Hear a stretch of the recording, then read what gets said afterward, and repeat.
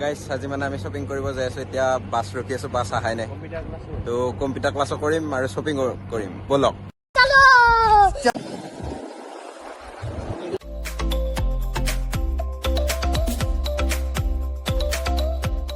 তো গাইজ টংলা আহি পালো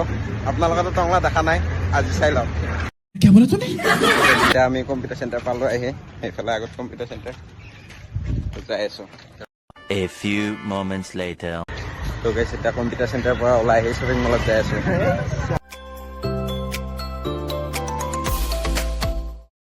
গাইজ এতিয়া ষ্টাইল বজাৰৰ পৰা আহিলো আৰু এতিয়া যাই আছো এম বজাৰ